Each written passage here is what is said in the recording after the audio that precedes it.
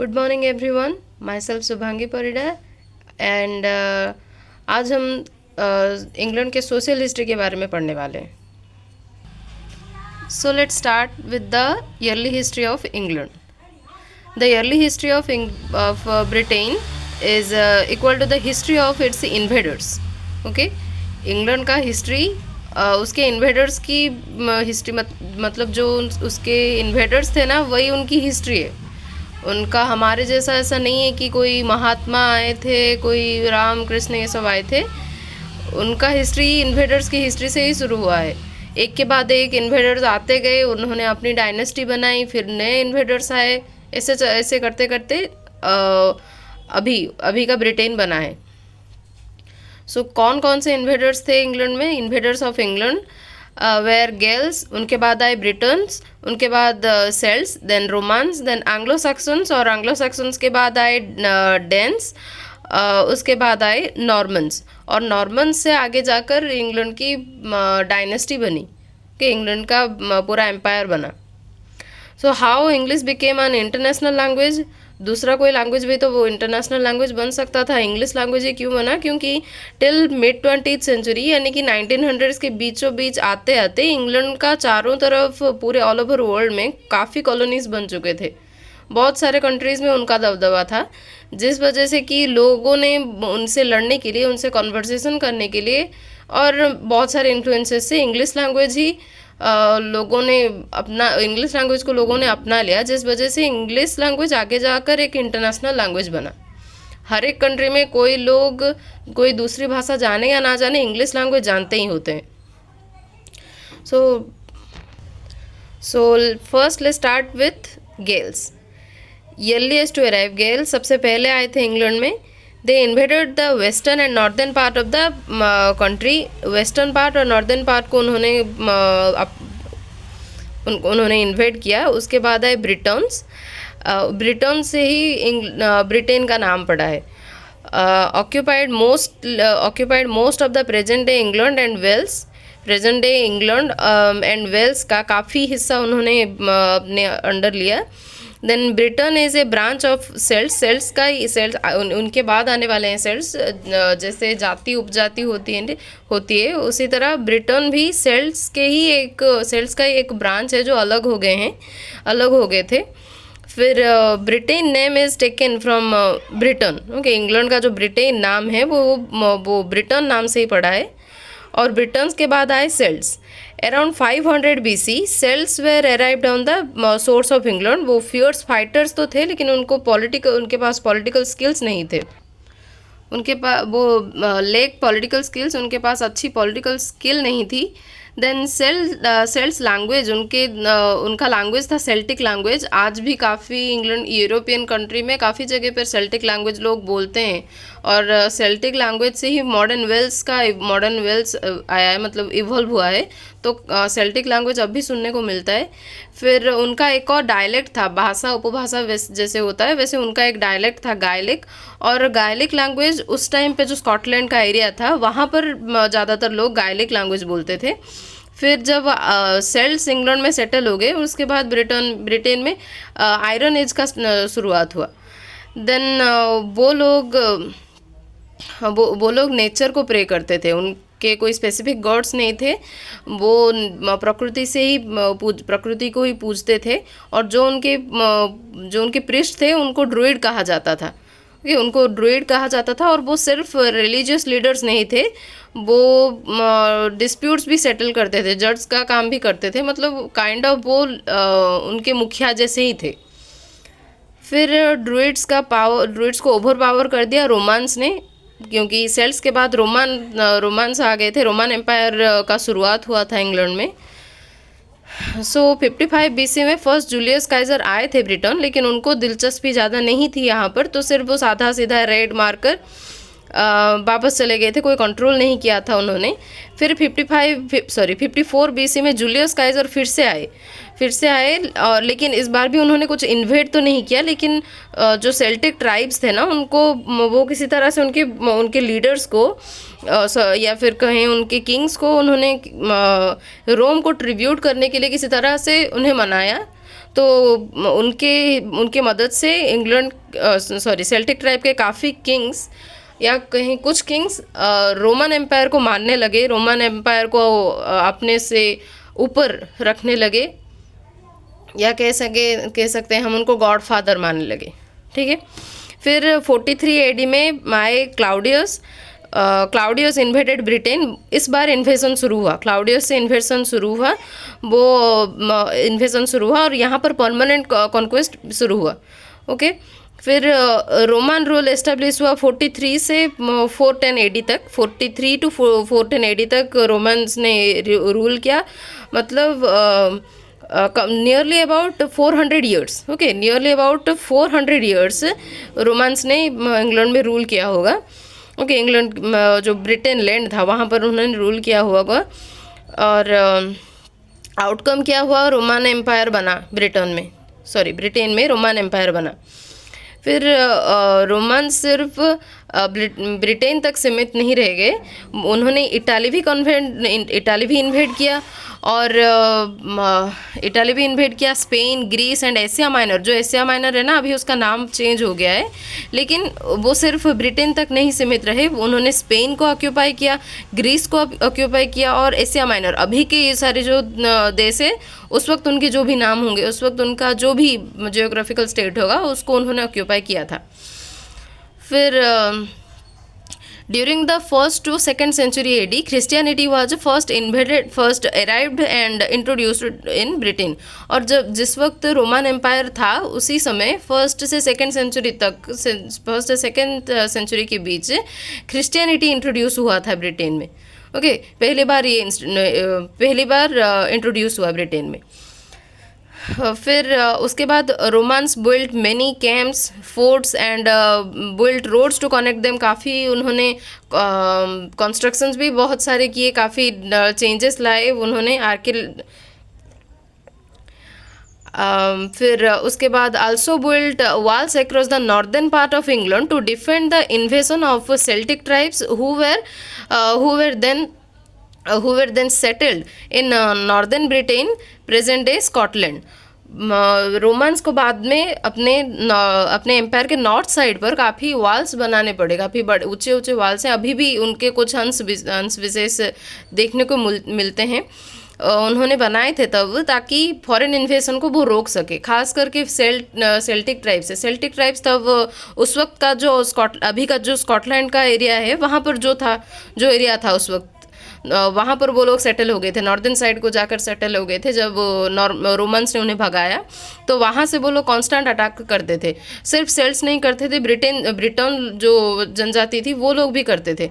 तो इसलिए उनको काफ़ी ऊंचे वॉल्स बनाने पड़े, और उसमें से एक फेमस वॉल है हाड्रियंस वॉल, जो कि अभी के कार्लिसले से न्यू कैसल अपॉन टाइन तक विस्तृत है। ओके, वो काफ़ी बड़े बड़े पत्थर हैं, हम अगर गूगल पे सर्च करें तो वो उनके अंश विशेष हम देख सकते हैं। The Romans had developed trade and agriculture. वहाँ पर ट्रेड काफ़ी जो जगहों पर एग्रीकल्चर हो सकता है अभी भी तो करते हैं वो एग्रीकल्चर, भले ही ठंड पड़े, क्योंकि उन्होंने ट्रेड और एग्रीकल्चर भी इंट्रोड्यूस किया, डेवलप किया वहाँ के लोगों के लिए। फिर उनके घर काफ़ी वेल कंस्ट्रक्टेड थे, मतलब had better heating system than most modern English houses. मतलब अभी जैसे हम हीटर लगाते हैं ठंडी पड़े तो, ब्रिटेन में तो 6 महीने तो ठंडी पड़ती है वहाँ पर, तो वो लोग जैसे हीटर लगाते हैं ना, उस वक्त तो हीटर नहीं था, वो लोग ऐसे ब्रिक्स के मदद से ना पाइप बनाते थे और घर के बेसमेंट में एक जगह पर आग जलाया जाता था, और उस ब्रिक्स के पाइप्स के थ्रू घर के हर कमरे में वो गर्म हवा जाती थी।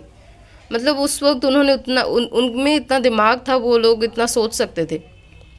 ओके, फिर the Romans had to withdraw from Britain to protect themselves from constant attack by invaders like Celts, Britons and specially Celts who were settled in the present day Ireland and Scotland. ठीक है, बाद में उनको छोड़ के जाना पड़ा, क्योंकि कांस्टेंट अटैक से वो अपने देश को बचाना चाहते थे, अपने एम्पायर को बचाना चाहते थे, तो उन्होंने बाद में इंग्लैंड छोड़ दिया। और जब इंग्लैंड उन्होंने छोड़ा, फिर एंग्लो सैक्सन्स आ गए। ओके, धीरे धीरे एंग्लो सैक्सन्स आना शुरू कर ही चुके थे उस टाइम तक। तो जब ये लोग गए 410 को गए, और एंग्लो सैक्सन काफ़ी 400 तक तो वो लोग आना शुरू कर चुके थे। ठीक है, तो बाद जब रोमन्स पूरा कम खाली हो गए, मतलब चले गए पूरा कम्प्लीटली ब्रिटेन से, एंग्लो सैक्सन ने अपना एम्पायर बनाया। दे वेर सी रोवर्स और सी पायरेट्स कह सकते हैं हम। ओके, उन्हें सी रोवर्स या सी पायरेट्स कहते थे। वो लोग समंदर, जो सी पायरेट्स का मतलब तो पता ही है क्या समझा है उसमें। फिर वो लोग आए थे, they migrated from northern Germany. Okay, northern Germany से वो लोग एंग्लो सैक्सन्स, और यहाँ सिर्फ एंग्लो सैक्सन्स और एंजल्स और सैक्सन्स का ही नाम लिखा है। Anglo Saxons means Angles and Saxons, और इनके साथ एक और ट्राइब भी आया था जो है जूट्स। ओके, जूट्स भी आए थे इनके साथ, आगे है उनका नाम।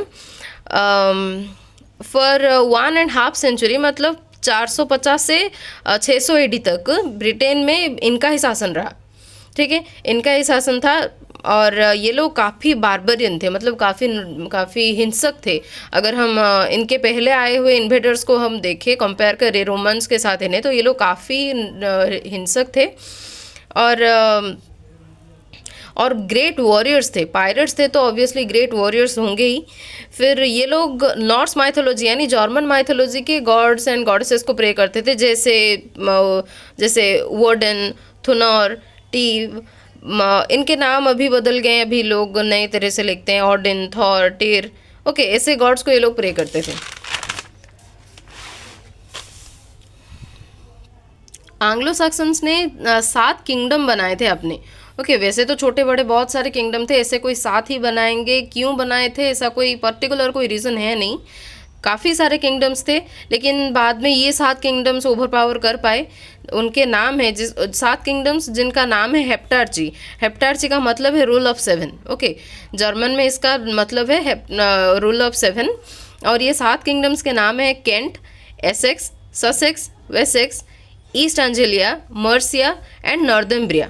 Okay, when the Anglo-Saxons invaded around 5th to 6th century AD, they came from different tribes in northern Germany, mainly the Anglo-Saxons and Jutes. Okay, I told you.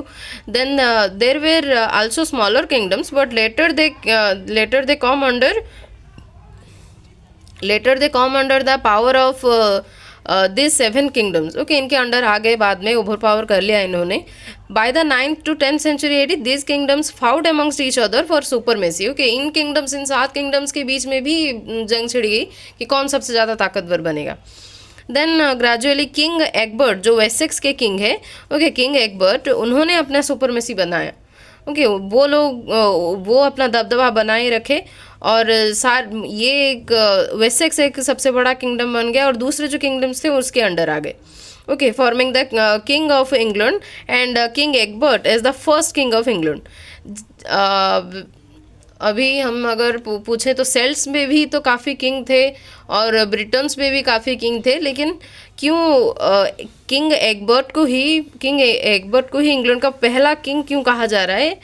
इसका कारण शायद ये हम अज्यूम कर सकते हैं कि क्योंकि एंग्लो सैक्सन्स देश छोड़कर गए नहीं। इनके बाद जो नॉर्मन्स आए, जब नॉर्मन्स ने अटैक किया तो एंग्लो सैक्सन्स को उन्होंने अपने अंडर दबाए रखा। ये लोग देश छोड़कर भागे नहीं थे। तो इनका अटैक, किंग एग्बर्ट, फिर इनके वंशज फिर एक एक करके आते रहे। बाद में फिर नॉर्मन्स ने जब अटैक किया, तब लास्ट में जो किंग थे, एंग्लो सैक्सन्स के किंग थे, उनको हटाकर नॉर्मन किंग जो आए वो रहे। तो क्योंकि एंग्लो सैक्सन्स ने काफ़ी समय तक रूल किया, वो छोड़कर भागे नहीं इंग्लैंड से, इंग्लैंड छोड़कर वो गए नहीं, तो इन्हें ही किंग एग्बर्ट को ही फर्स्ट किंग ऑफ इंग्लैंड कहा जा रहा है, ऐसा अज्यूम हम कर सकते हैं। Then the English language is primarily derived from the Anglo Saxon. Okay, old English, जो ओल्ड एंग्लो सैक्सन्स की इंग्लिश को ओल्ड इंग्लिश बोलते हैं, क्योंकि वो उनके लैंग्वेज से ही इंग्लिश लैंग्वेज निकला है। जो मतलब एंग्लो सैक्सन्स तो जर्मन से थे, तो जर्मन लैंग्वेज और लैटिन लैंग्वेज और फ्रेंच लैंग्वेज के मिलने से बाद में इंग्लिश लैंग्वेज बना। पर क्योंकि ज़्यादातर जो बेसिक स्ट्रक्चर्स हैं, सेंटेंस स्ट्रक्चर और ग्रामर्स वगैरह सब और वर्ड्स वगैरह ज़्यादातर ओल्ड इंग्लिश यानी एंग्लो सैक्सन लैंग्वेज से आया है, तो भले ही लोग ये कहें कि लैटिन से इंग्लिश लैंग्वेज का डेवलपमेंट हुआ है, बाय इवॉल्व हुआ है, उसमें से ऐसा नहीं है। मतलब हाँ, उस लैटिन लैंग्वेज से भी काफ़ी वर्ड्स हैं हमारे इंग्लिश लैंग्वेज में, काफ़ी स्ट्रक्चर्स हैं, और फ्रेंच से भी हैं, लेकिन मेनली सबसे पहले तो जर्मन से ही हुआ ना। जर्मनिक लैंग्वेज को ओल्ड इंग्लिश कहा जाता था, सबसे पहले यहीं से निकला है। ओके, फिर मेन ओरिजिन एंग्लो सैक्सन ही है, ओके, और ओल्ड इंग्लिश ही है हमारे इंग्लिश लैंग्वेज का। देन लेटर इन्फ्लुएंस पड़ा फ्रेंच लैंग्वेज का और लैटिन लैंग्वेज का, ठीक है, through French and church. Okay, बाद में चर्चेस बने थे, फ्रेंच इन्फ्लुएंस में, रोमन इन्फ्लुएंस में, इरिश इन्फ्लुएंस में बहुत सारे चर्च बने, तो फ्रेंच और लैटिन लैंग्वेज का इन्फ्लुएंस बाद में पड़ा। ओके, पहले तो ओल्ड इंग्लिश का ही था। Then Anglo-Saxons were fond of stories, so the wandering minstrels would tell them the stories of courage and endurance while sitting around fire. One of those stories is Beowulf. Okay, Anglo Saxons तब कोई literature मतलब लिखना नहीं जानते थे, तो orally ही ज़्यादा literature बने थे, और एट द मोमेंट ज़्यादातर लिटरेचर बने थे, मतलब अभी कोई पोएम बनाया और सुनाया, ऐसे बने थे सारे।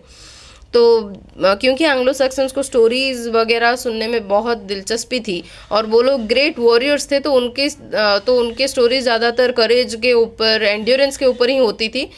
और वॉन्डरिंग मिन्स्ट्रेल्स यानी कि जो घूमते घूमते जो गाने गाते रहते हैं लोग, अभी भी हम तो देखते हैं ऐसे लोगों को, वो लोग स्टोरी सुनाते थे, और बेओवुल्फ उनमें से एक है। बेओवुल्फ का ओरिजिन कब हुआ, किसने किया, इसका कोई अता पता नहीं है। ओके, लेकिन बाद में जब क्रिश्चियन इन्फ्लुएंस पड़ा इंग्लैंड में, तब एक क्रिश्चियन राइटर ने ही, क्रिश्चियन प्रीस्ट ने ही शायद, एक फादर ने ही शायद बेओवुल्फ को बाद में लिखा था। तो इसलिए जब अभी हमारे पास जो कॉपी है बेओवुल्फ की, उसमें हमें दो तरह के ट्रेडिशंस देखने मिलते हैं। एक तो पागन ओरिजिन, जो एंग्लो सैक्सन के ओरिजिनल रिलीजन था उसका, और क्रिश्चियन इन्फ्लुएंस वो भी देखने मिलता है, क्योंकि बाद में एंग्लो सैक्सन्स कन्वर्ट हो गए थे क्रिश्चियनिटी को। ओके, बेओवुल्फ शायद डेनमार्क या ऐसे वहाँ से आया था, आगे हम जानेंगे इस बारे में। तो 3 तरह की चीज़ें, मतलब आप जहाँ से वो आया, बेओवुल्फ जहाँ से वो आया, बाद में इंग्लैंड आकर वो एपिक बन गया। तो हर किसी भी इन्फ्लुएंस को उसने पीछे नहीं छोड़ा है। ये तीनों ही चीज़ें हम देख सकते हैं, मतलब उसका ओरिजिन प्लेस और पागन इन्फ्लुएंस और क्रिश्चियन इन्फ्लुएंस, ये तीनों चीज़ें हम उसमें देख सकते हैं, ठीक है। और बेओवुल्फ को पढ़ के हम जान सकते हैं कि एंग्लो सैक्सन्स कितने फियर्स फाइटर्स थे, कैसे वॉरियर्स थे वो, क्या उनकी बिलीव्स थी, क्या वो मानते थे, किन्हें वो पूछते थे, ये सारी चीज़ें हम बेओवुल्फ से जान सकते हैं। तो एंग्लो सैक्सन के बारे में कोई लिटरेचर, हमारे पास कोई लिटरेरी पीस हो ना हो, बेओवुल्फ है, अगर हमें जानना है तो यहाँ से हम जान सकते हैं। ओके, फिर Beowulf is one of the most important and oldest surviving works of English literature. ये सबसे पुराना सर्वाइविंग लिटरेचर है इंग्लिश का। ओके, पहले तो ये शायद कोई दूसरे फॉर्म में था, बाद में ये एपिक को कन्वर्ट हुआ जब इंग्लैंड आया। Okay, this is an epic poem written in Old English sometimes between the 8th and early 11th century। Okay, कोई क्रिश्चियन राइटर ने ही लिखा है बाद में। It tells the heroic story of Beowulf. Beowulf मतलब जो ये बेओवुल्फ है ना, बेओवुल्फ है, ये एक वॉरियर है, और ये बेओवुल्फ भी उसी की ही स्टोरी है। ये जो पोएम है उसी के बारे में, ये एपिक पोएम उसी के बारे में है। A warrior from the land of Geats, यानी कि modern day Sweden. Okay, modern day Sweden, who battles monsters and dragons to protect others. Okay, 3000 lines की ये पोएम है, और originally passed down orally before being written down by a Christian monk। Okay, ये orally आया था, मतलब generation to generation flow होकर ही orally आया था, बाद में क्रिश्चियन मॉन्क ने इसे लिखा। Although the story takes place in Scandinavia, it reflects Anglo-Saxon values and culture. मतलब स्कैंडिनाविया में भले ही ये ओरिजिन हुआ था, इसका शुरुआत भले ही वहाँ हुआ था, लेकिन Anglo Saxon values and cultures हम देख सकते हैं इसमें। ओके, उसके बाद the poem also shows a mix of pagan tradition.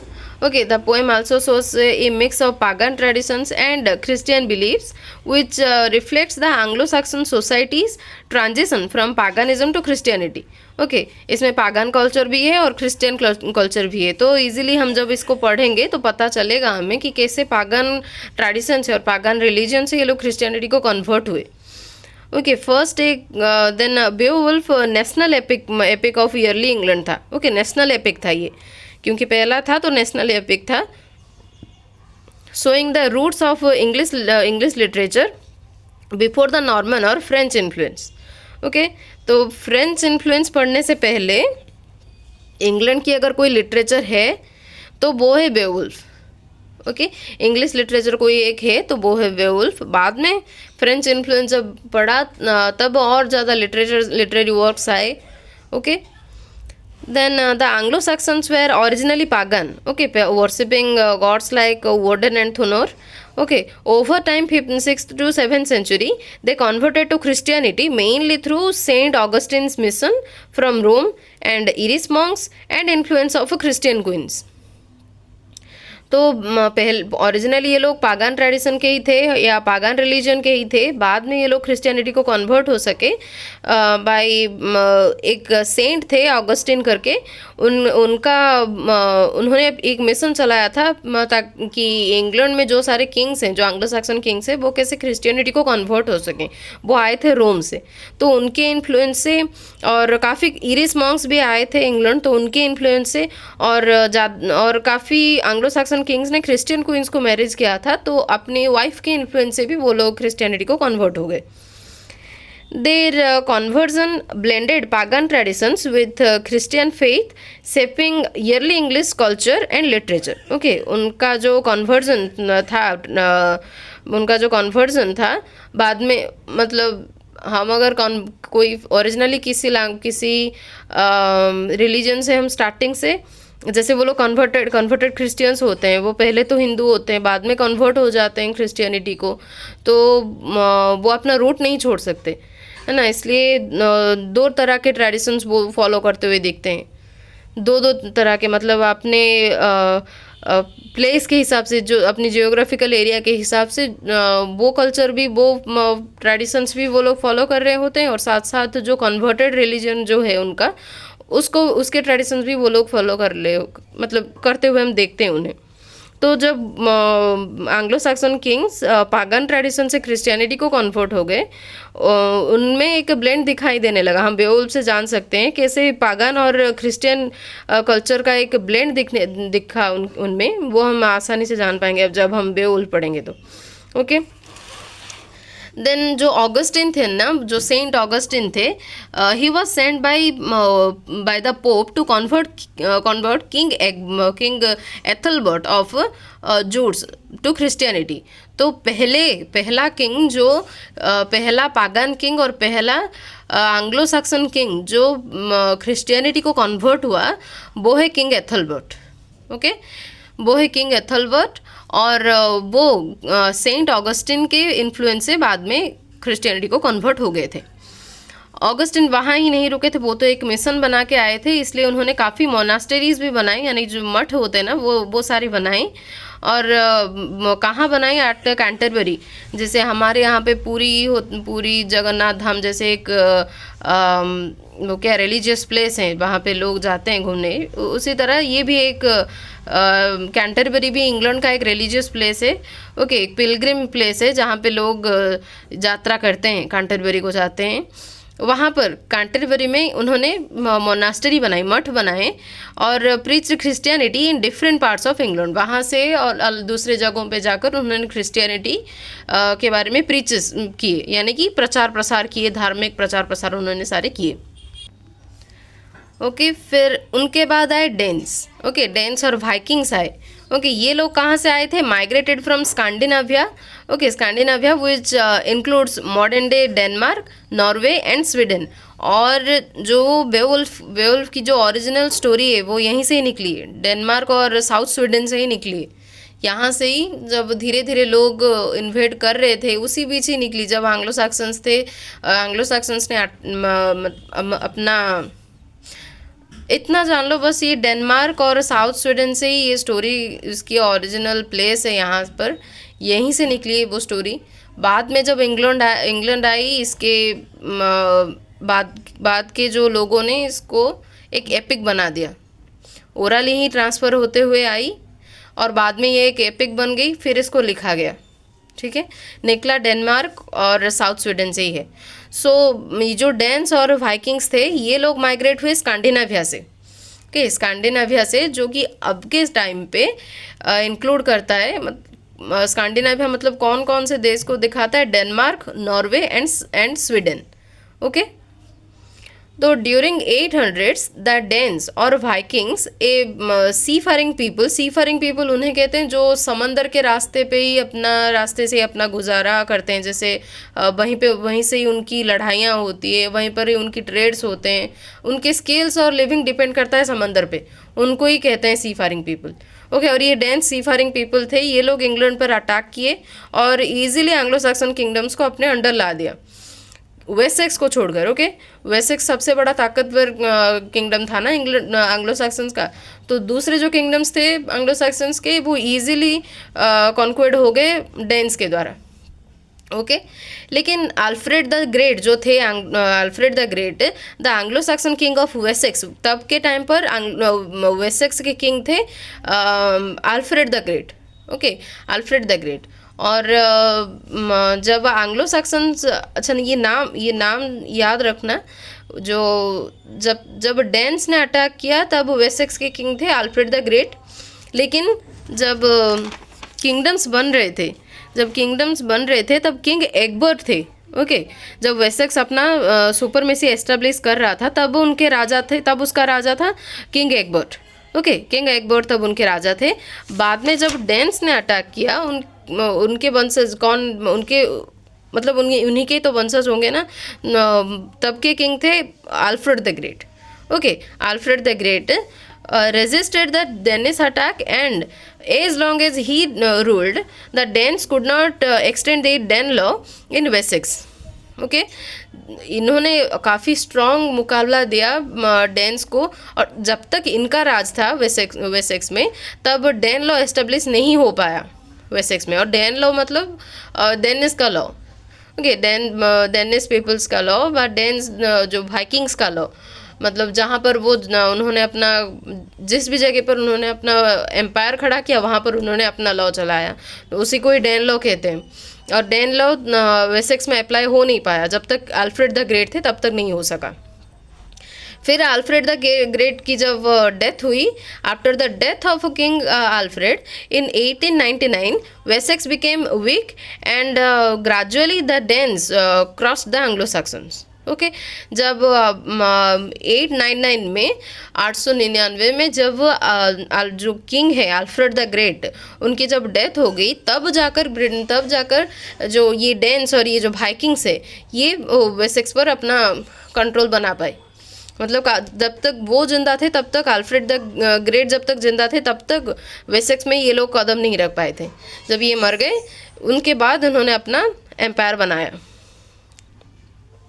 और जो एंग्लो सैक्सन के लास्ट जो आखिरी किंग जो थे, ओके, जो आखिरी किंग थे एंग्लो सैक्सन्स के, वो हैं एडवर्ड द कन्फेसर। ओके, ये हैं एंग्लो सैक्सन्स के सबसे last king, Anglo Saxon dynasty का, एंग्लो सैक्सन एम्पायर का ये लास्ट किंग है। Okay, Edward the Confessor. और उनको कन्फेसर क्यों कहा जाता है मैं बताती हूँ अभी। और इन्होंने रूल कब तक किया था? उन्होंने 1066 तक रूल किया था। ओके, एडवर्ड द कन्फेसर 1066 तक रूल किए थे, और 1066 के बाद नॉर्मन्स आ गए थे, नॉर्मन इन्वेडर्स आ गए, फिर ये जो डेन्स थे उनको भगाया, उनको हराया, और फिर उन्होंने अपना किंगडम बनाया। ओके, और इनको एडवर्ड द कन्फेसर को क्यों क्यों कॉन्फेसर क्यों कहा जाता है? कॉन्फेसर इसलिए नहीं कहा जाता कि वो वीक थे या फिर जो अटैकर्स थे उनके सामने इन्होंने कॉन्फेस कर दिया था, इसलिए नहीं कहते। इसलिए कहते हैं कि the king Edward, okay, the king Edward और Edward the Confessor was tagged as a confessor because of his saintly and devoted life। वो अपने क्रिश्चियनिटी को ये लोग ज़्यादातर कन्वर्ट हो गए थे ना, तो वो चर्च के लिए और जीसस के लिए रिलीजियसली वो बहुत ज़्यादा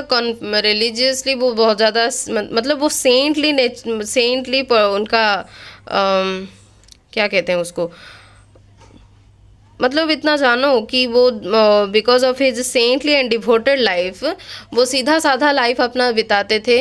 ओके, सीधा साधा लाइफ बिताते थे, रिलीजन को ज़्यादा फॉलो करते थे। ठीक है, रिलीजन को ज़्यादा फॉलो करते थे, इसलिए उनको सम्मानपूर्वक उनको ये कॉन्फेसर टैग मिला है। उनको असम्मानित करके उनको ये कॉन्फेसर टैग नहीं मिला है, उनके सम्मान में ही उनको ये कॉन्फेसर टैग मिला है। एंड एक और नोट है, the Danish invaders of Britain were called seafarers. हाँ, उनको क्यों सी फारर्स कहा जाता था ये क्लियरली बता देती हूँ मैं। Because their way of life including their ability to raid, trade, explore and settle fast in new territories relied on their exceptional skills in ship building and navigation। Okay, उनका पूरा लाइफ उनके red से लेकर trade तक, explore करने तक, फिर बड़े बड़े टेरिटरीज में सेटल होने तक सब कुछ डिपेंड करता था उनके स्किल पर। जो क्या था उनका एक्सेप्शनल स्किल? Ship building. वो लोग बहुत अच्छे स्ट्रॉन्ग शिप्स बना पाते थे।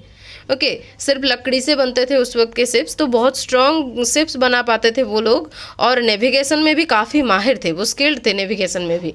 ओके, समंदर पे ही उनका लाइफ डिपेंड करता था, हम ये कह सकते हैं उनके स्किल पर ही उनका लाइफ डिपेंड करता था। इसलिए उन लोगों को सी फारर्स कहते हैं। याद रखो, डेनिस लोगों को सी फारर्स कहा जाता था। डेनिस और वाइकिंग्स को, ये दोनों एक हैं। ओके, डेनिस और वाइकिंग्स दोनों एक हैं, इनको सी फारर्स कहा जाता था। और एंग्लो सैक्सन्स को सी रोवर्स कहा जाता था। सी रोवर्स और सी पायरेट्स, वो लोग सी पायरेट्स थे और ये सी फारर्स थे। Okay, remember. So that's it for today.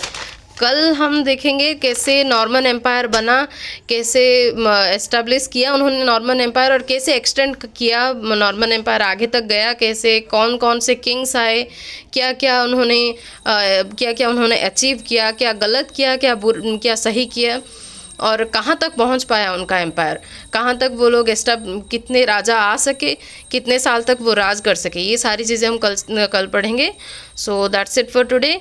Thanks for watching.